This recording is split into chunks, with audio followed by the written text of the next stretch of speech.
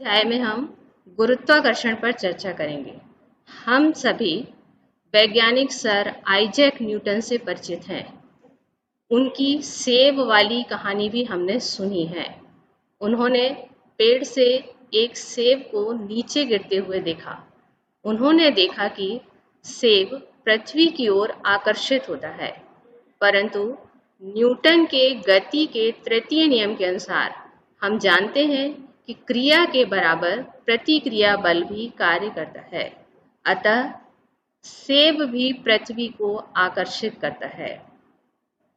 पृथ्वी की तुलना में सेब का द्रव्यमान बहुत कम तथा नगण्य है, इसलिए हम पृथ्वी को सेब की ओर गति करते हुए नहीं देख सकते। यानी हम सेब को तो पृथ्वी की ओर गिरते हुए देख पाते हैं, लेकिन पृथ्वी को सेब की ओर गति करते हुए नहीं देख पाते।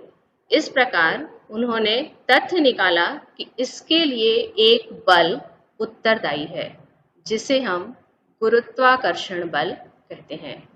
इस प्रकार कुछ अन्य घटनाएं, जैसे चंद्रमा का पृथ्वी का चक्कर लगाना, इसे समझने के लिए अभिकेंद्री बल को समझना भी आवश्यक है। अब हम अभिकेंद्री बल पर भी चर्चा करते हैं। अभिकेंद्री बल क्या है, इसे समझने के लिए हम एक क्रियाकलाप देखते हैं।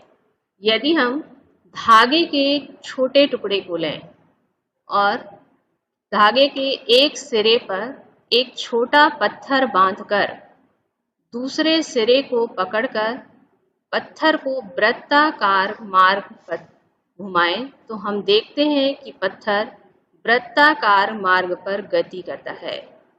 यदि धागे को छोड़ दिया जाए तो पत्थर सरल रेखा में वृत्ताकार मार्ग की स्पर्श रेखा की दिशा में दूर जाकर गिरता है।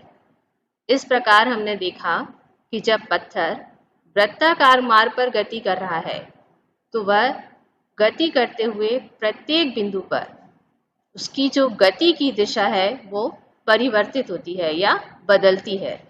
उसके वेग में परिवर्तन भी होता है। ये हमने पिछली क्लास में भी पढ़ा है कि वेग में परिवर्तन होने के कारण त्वरण उत्पन्न होता है, अर्थात यहाँ वेग परिवर्तन के फलस्वरूप त्वरण उत्पन्न हो जाता है।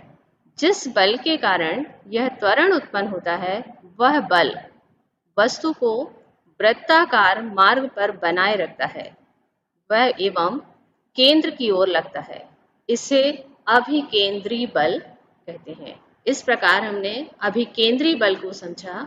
तो हम अभिकेंद्री बल की परिभाषा क्या दे सकते हैं? अभिकेंद्री बल वह बल है जब कोई वस्तु किसी वृत्ताकार पथ पर गति करती है, तो वह बल जो केंद्र की ओर कार्य करता है उसे अभिकेंद्री बल कहते हैं। तो पृथ्वी के चारों ओर चंद्रमा की जो गति है वो इसी बल के कारण होती है। अभिकेंद्री बल पृथ्वी के आकर्षण बल के कारण ही मिल पाता है। यदि यह बल नहीं होता तो चंद्रमा एक समान गति से सरल रेखीय पथ पर गति करता रहता है, यानी चंद्रमा की जो वृत्ताकार गति है वह संभव नहीं हो पाती। तो बच्चों, इस प्रकार हमने अभिकेंद्री बल और गुरुत्वाकर्षण बल पर चर्चा की। इसके बाद अब हम पढ़ते हैं 10.1.1 गुरुत्वाकर्षण का सार्वत्रिक नियम। तो हमने देखा कि सर न्यूटन ने एक तथ्य निकाला था कि ब्रह्मांड में स्थित किन्हीं भी दो पिंडों के बीच एक आकर्षण बल लगता है। यह लगने वाला आकर्षण बल किस प्रकार वस्तुओं के द्रव्यमान और दूरी के पर निर्भर करता है, इसे समझाने के लिए न्यूटन ने गुरुत्वाकर्षण का सार्वत्रिक नियम दिया। इस नियमानुसार ब्रह्मांड में स्थित किन्हीं भी दो पिंडों के बीच लगने वाला आकर्षण बल दोनों पिंडों के द्रव्यमानों के गुणनफल के समानुपाती एवं उनके बीच की दूरी के वर्ग के व्युत्क्रमानुपाती होता है। ये नियम है। इसे समझने के लिए हम ये चित्र देखें। यहाँ दो पिंड लिए गए हैं A और B, जिनके बीच की दूरी क्या है, D है। हम मान लें कि माना पिंड A और पिंड B ये दो पिंड हैं जिनके द्रव्यमान क्रमशः कैपिटल M और स्मॉल m है, यानी पिंड A का द्रव्यमान कैपिटल M और पिंड B का द्रव्यमान स्मॉल m है। दोनों पिंड एक दूसरे से d दूरी पर स्थित हैं। दोनों पिंड के बीच लगने वाला आकर्षण बल F है। तो नियमानुसार हम देखें कि लगने वाला बल दोनों पिंडों के द्रव्यमानों के गुणनफल के समानुपाती होता है। अतः यहाँ लगने वाला बल F समानुपाती होगा m इंटू m के। इसी प्रकार लगने वाला बल दोनों पिंडों के बीच की दूरी के वर्ग के व्युत्क्रमानुपाती होता है, अर्थात F समानुपाती 1/d²।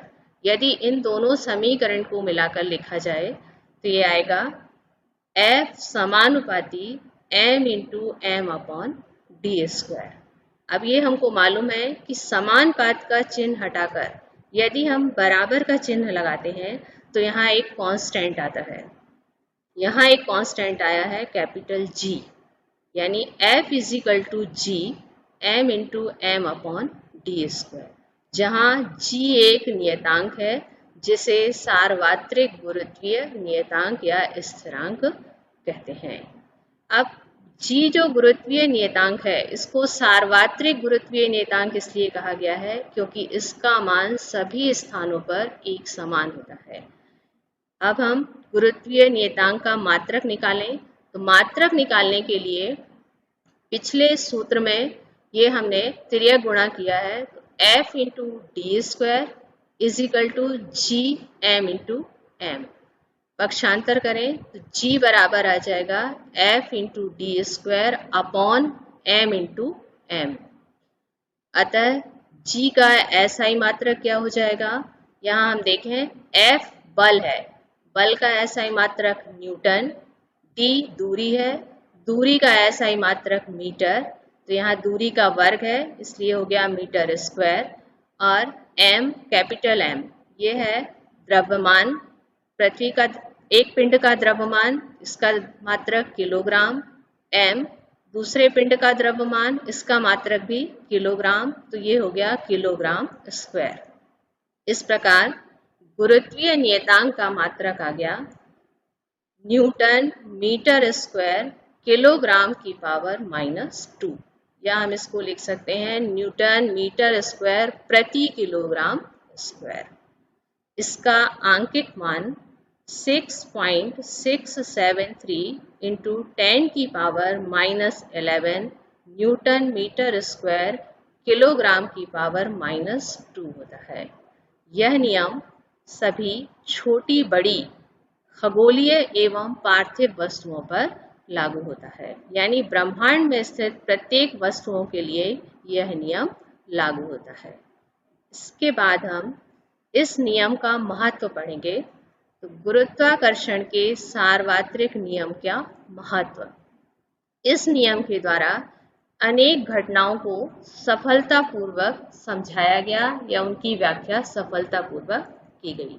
जैसे हमें पृथ्वी से बांधे रखने वाला बल, हम सभी पृथ्वी में एक निश्चित बल से बंधे हुए हैं।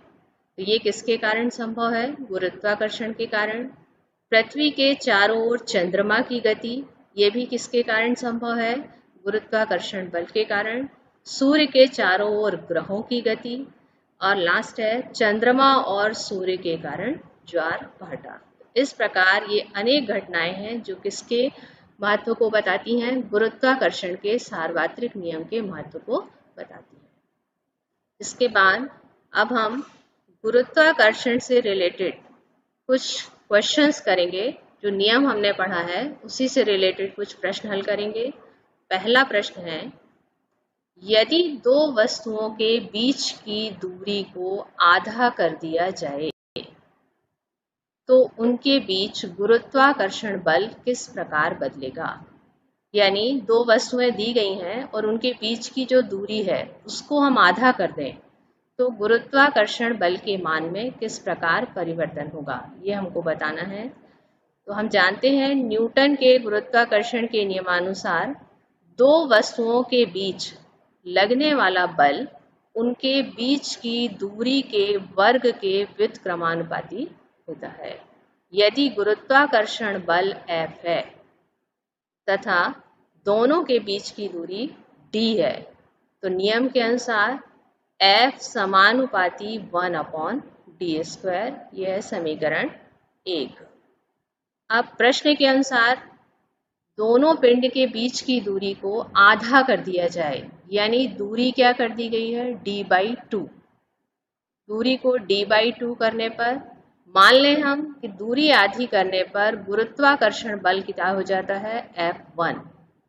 तो F1 नियमानुसार F1 समानुपाती 1/d/2 का स्क्वायर। अब यहाँ दूरी d ना होकर क्या होगी, d/2, d/2 का होल स्क्वायर। इसको सॉल्व करें तो F समानुपाती 1/d² और 2 का स्क्वायर होगा तो 4। ऊपर जाएगा तो F1 = 4/d²। समीकरण 2। समीकरण 1 और 2 से यदि हम तुलना करें दोनों समीकरण की, F/F1 F की वैल्यू है 1/d², F1 की वैल्यू है 4/d²। इस पद को गुणा में ले जाएंगे, गुणा के रूप में, तो पद पलट जाएगा 1/d² इंटू d²/4। d² से d² कैंसिल हो जाएगा। F/F1 = 1/4। अतः F और F1 का अनुपात कितना है, 1/4।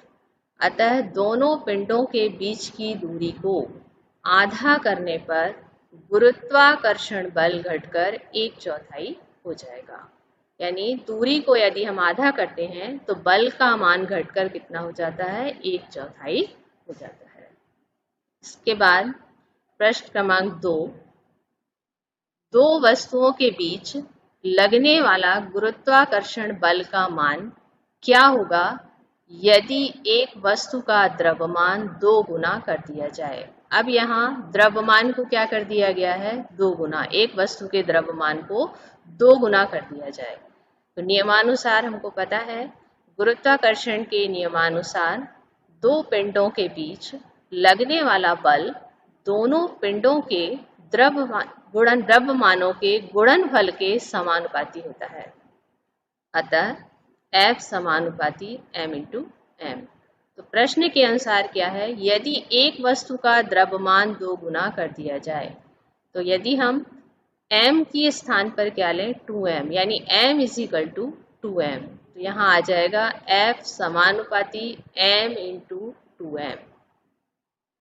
F समानुपाती 2 का गुणा हो जाएगा 2m/m।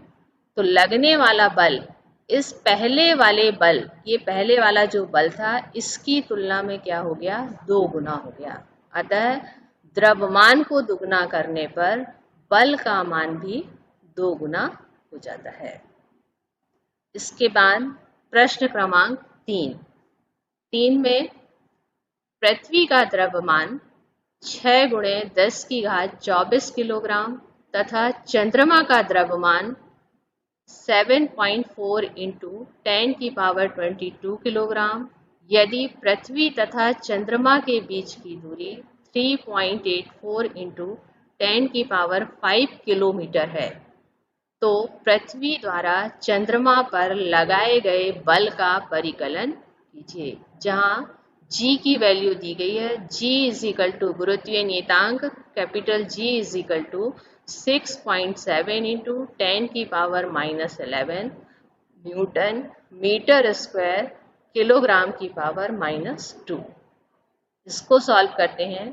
दिया गया है क्वेश्चन में पृथ्वी का द्रव्यमान, पृथ्वी के द्रव्यमान को हम मान लें M, तो M = 6 × 10⁻24 किलोग्राम।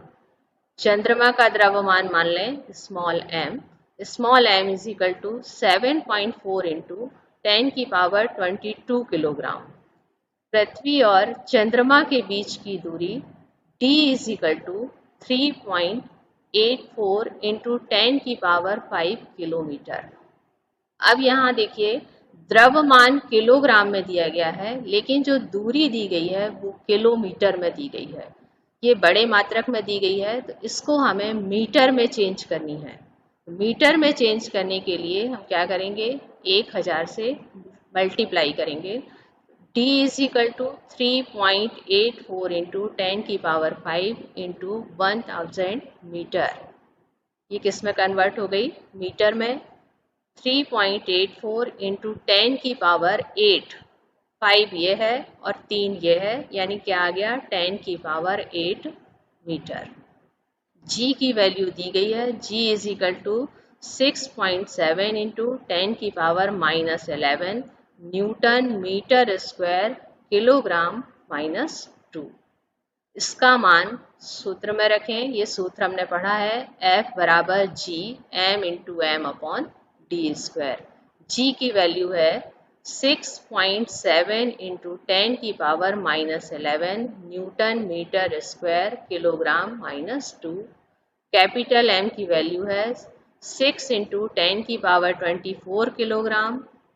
M की वैल्यू है 7.4 इंटू 10⁻22 किलोग्राम और D की वैल्यू है 3.84 इंटू 10⁸ मीटर इसका स्क्वायर। इसको सॉल्व करें तो सबसे पहले हम यहाँ देखें मीटर स्क्वायर पर है और मीटर स्क्वायर इसका वर्ग होने पर यहाँ होगा मीटर स्क्वायर। तो मीटर स्क्वायर से मीटर स्क्वायर कैंसिल हो जाएगा। किलोग्राम को देखें, किलोग्राम की पावर -2 और यहाँ किलोग्राम और यहाँ किलोग्राम, यानी किलोग्राम का स्क्वायर। तो किलोग्राम का स्क्वायर और किलोग्राम की पावर -2 ये एक दूसरे से कैंसिल हो जाएंगे। अब यदि हम आंकिक संख्याओं को हल करें, 10 की घात में 10 की घात है -11, 10 की घात 24, 10 की घात 22, सॉल्व करने पर आएगा 10 की घात 35 और नीचे 10 की घात 8 का स्क्वायर, यानी हो गया 10 की घात 16 का स्क्वायर। इसको हम लिखें तो क्या आएगा 6.7 इंटू 6 इंटू 7.4 इंटू 10⁵35 अपॉन 3.84 का स्क्वायर है, तो 3.84 इंटू 3.84 इंटू 10⁻16। इसको सॉल्व करें तो ये आ गया 297.48 इंटू 10⁻35 अपॉन 14.74 इंटू 10⁻16। 10 की पावर को सॉल्व करते हैं तो 35 अपॉन 10⁻35 अपॉन में है 10⁻16, तो सॉल्व करने पर आ जाती है 10⁻19 और इस संख्या का इस संख्या में भाग देने पर 297.48 में 14.74 का भाग देने पर आता है 20.18। यदि हम इस f की वैल्यू को इस तरह से लिखें 2.018 इंटू, तो यहाँ 10 की पावर हो जाएगी 20 न्यूटन। यानी बल दोनों चंद्रमा और पृथ्वी के बीच लगने वाला गुरुत्वाकर्षण बल का माना जाएगा 2.018 इंटू 10⁻20 न्यूटन। इस प्रकार हमने कुछ प्रश्नों को हल किया। अब हम अगले टॉपिक पर चलते हैं। अगला टॉपिक है 10.2 मुक्त पतन। मुक्त पतन क्या है? हमने देखा है कि यदि हम किसी वस्तु को ऊपर की ओर फेंकते हैं तो वस्तु कुछ ऊंचाई तक पहुंचने के बाद स्वतः ही नीचे की ओर गिरने लगती है। यानी पृथ्वी प्रत्येक वस्तु को अपने केंद्र की ओर आकर्षित करती है। पृथ्वी के इस आकर्षण बल को गुरुत्वाकर्षण बल कहते हैं। जब वस्तु इस आकर्षण बल से पृथ्वी की ओर गिरती है तो उस स्थिति में वस्तु मुक्त पतन में कहलाती है। यानी कोई भी वस्तु जब पृथ्वी के आकर्षण बल के कारण पृथ्वी के केंद्र की ओर गिरने लगती है तो वस्तु की वो स्थिति मुक्त पतन कहलाती है। इसके बाद है गुरुत्वीय त्वरण। तो जब वस्तु पृथ्वी के आकर्षण बल के कारण पृथ्वी की ओर गिरती है तो बल के कारण वेग के परिमाण में परिवर्तन होता है। ये हमने पहले भी पढ़ा है। वेग के परिमाण में यदि परिवर्तन होता है तो त्वरण उत्पन्न हो जाता है। तो यहाँ भी वेग परिवर्तन के कारण त्वरण उत्पन्न होता है, जिसे हम गुरुत्वीय त्वरण कहते हैं। अतः गुरुत्वीय बल के कारण उत्पन्न त्वरण गुरुत्वीय त्वरण कहलाता है, जिसे स्मॉल g से व्यक्त करते हैं। इसका SI मात्रक मीटर प्रति सेकंड स्क्वायर है। अब हमने दो चीजें पढ़ी, स्मॉल g और कैपिटल G। कैपिटल G था सार्वत्रिक गुरुत्वीय नियतांक और स्मॉल g अभी हमने पढ़ा गुरुत्वीय त्वरण। अब दोनों के बीच में क्या संबंध है ये हम देखते हैं कि G और G में संबंध। तो मान लें हम, माना पृथ्वी का द्रव्यमान कैपिटल M है। ये चित्र देखें, चित्र में ये पृथ्वी है जिसका द्रव्यमान कैपिटल M है। संपूर्ण द्रव्यमान को पृथ्वी के केंद्र पर केंद्रित माना जाता है और इसकी त्रिज्या है capital R। M small m द्रव्यमान की एक वस्तु है जो पृथ्वी की सतह पर स्थित है। न्यूटन के गुरुत्वाकर्षण के नियम से F = G m/m/r², ये हमने पढ़ा है। न्यूटन के गति के द्वितीय नियम से ये भी हमने पढ़ा है, F = ma होता है, लेकिन यहाँ गुरुत्वीय त्वरण होने के कारण F = mg। समीकरण 1 और 2 से इनकी लेफ्ट हैंड साइड F के बराबर है, इसलिए राइट हैंड साइड भी आपस में बराबर होगी। तो mg = G m/m/r²। यहाँ m से m कैंसिल हो जाएगा तो ये बचेगा G = G m/r²। यानी ये संबंध आ गया G और G में। यहाँ G है गुरुत्वीय त्वरण और कैपिटल G है गुरुत्वीय नियतांक। G का मान 9.8 मीटर पर सेकंड स्क्वायर है। इसका मान अलग अलग स्थान पर अलग अलग होता है। इस तरह ये हो गया G और G में संबंध। इसके बाद हम पढ़ते हैं G और G में अंतर।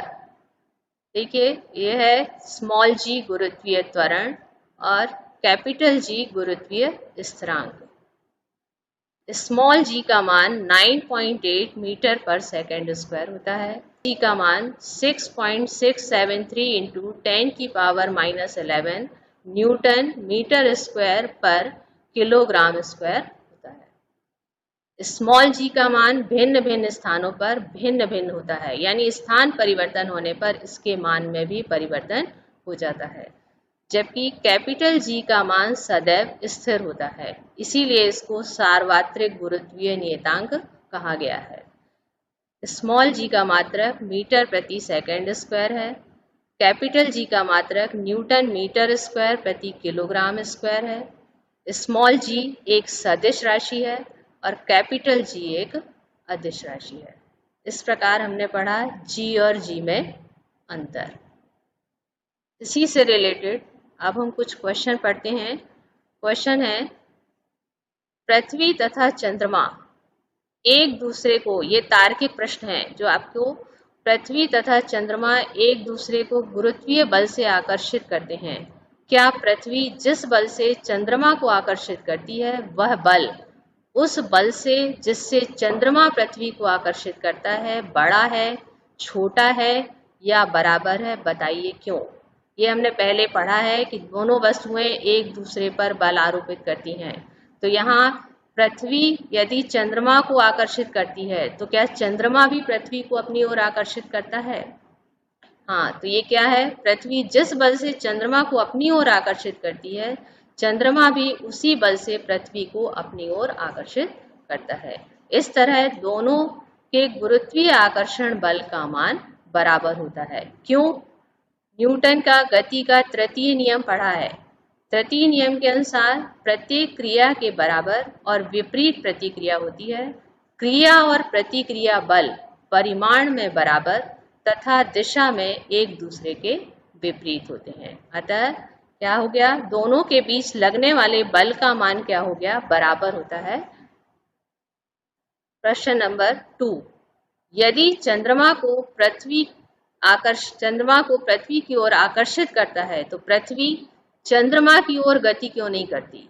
यदि चंद्रमा पृथ्वी को आकर्षित कर लेता है तो ये गति क्यों नहीं करता? इसे जानने के लिए हम जानते हैं F बराबर होता है ma। यदि हम यहाँ a की वैल्यू निकालें तो a इज इक्वल टू हो जाएगा F अपॉन m, यानी जो त्वरण है वो द्रव्यमान के व्युत्क्रमानुपाती होता है। तो जब चंद्रमा द्वारा पृथ्वी को आकर्षित किया जाता है तो चंद्रमा के आकर्षण के कारण जो त्वरण उत्पन्न होता है वो त्वरण पृथ्वी के विशाल द्रव्यमान की तुलना में नगण्य होता है। यानी पृथ्वी का द्रव्यमान इतना अधिक है जो उत्पन्न त्वरण की तुलना में बहुत अधिक होने के कारण त्वरण नगण्य हो जाता है। इसी नगण्य त्वरण के कारण हम पृथ्वी की चंद्रमा की ओर जो गति है उसका अनुभव नहीं कर पाते।